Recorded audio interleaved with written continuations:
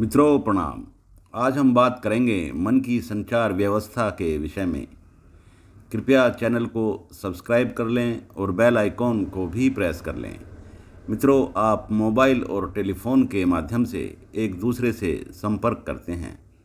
आप टेलीविज़न के माध्यम से भी इस प्रकृति में होने वाली घटनाओं को देख सकते हैं।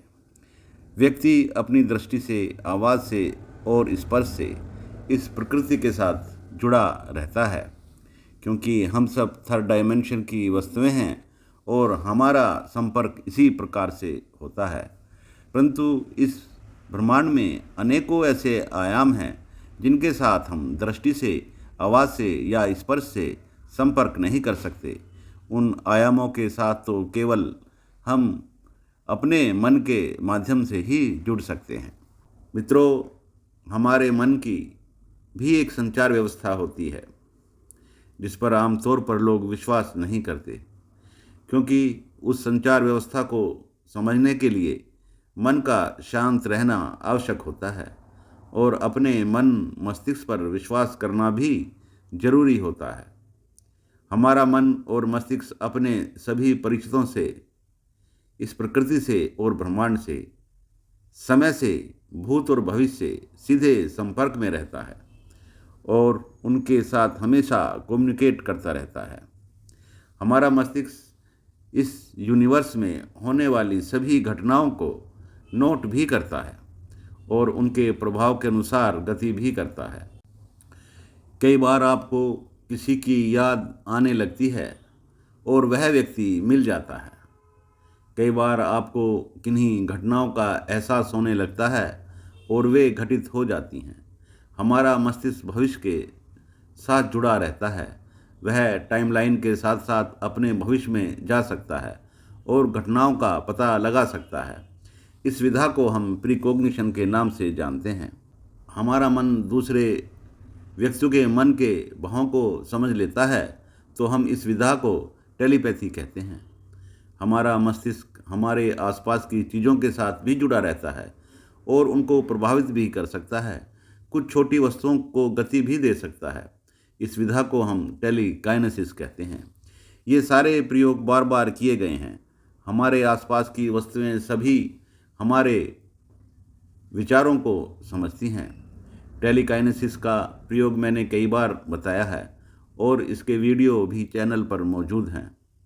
मित्रों, यह कोई कल्पना की बात नहीं है कि हमारा मस्तिष्क यूनिवर्स से, प्रकृति से और उसकी हर वस्तु से जुड़ा रहता है। इन सब चीज़ों को प्रयोग द्वारा प्रमाणित किया जा चुका है। ज्योतिष विज्ञान मन और यूनिवर्स के संबंधों पर ही आधारित होता है। वास्तव में हम सब इस यूनिवर्स के हिस्से हैं।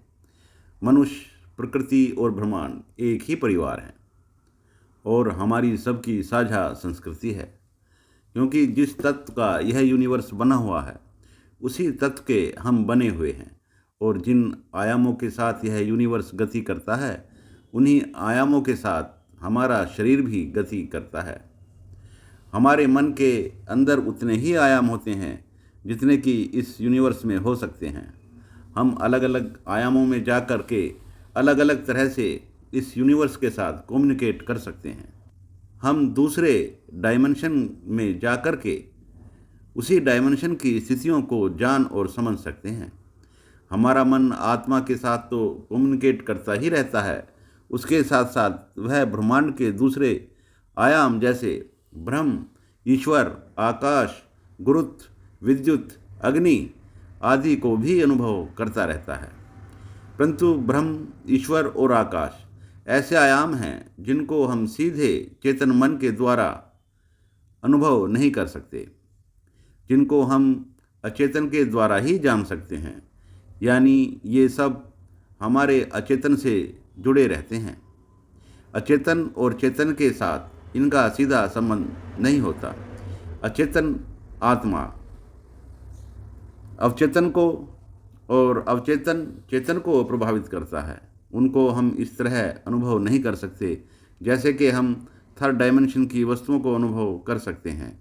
ब्रह्म, ईश्वर और आकाश का संबंध सीधे हमारी आत्मा से होता है और आत्मा हमारे मन को नियंत्रित करती है और मन शरीर को। इस प्रकार हम यूँ कह सकते हैं कि यह ब्रह्मांड हमें नियंत्रित करता है और हमारा मन व शरीर इन सभी आयामों के प्रभाव के अनुसार ही प्रतिक्रिया करता है। मित्रों, हमारे मस्तिष्क की दो विशेषताएं हैं। एक वह रिसीवर भी है और दूसरा वह ब्रॉडकास्टर भी है। वह सिग्नल को प्रसारित भी करता है और सिग्नल को स्वीकार भी करता है। वह दोनों कार्य एक साथ करता है। परंतु मन का आयाम इतना सूक्ष्म है कि वह किसी भी डिवाइस से पकड़ा नहीं जा सकता। अभी तक तो नहीं। हमारे शरीर, मस्तिष्क और मन का एक फील्ड होता है जो अनंत है। जो उस फील्ड के दायरे में आता है, मन उसी के साथ जुड़ जाता है। इस प्रकार वस्तुएं, प्रकृति और ब्रह्मांड भी मन के साथ जुड़े रहते हैं। धन्यवाद।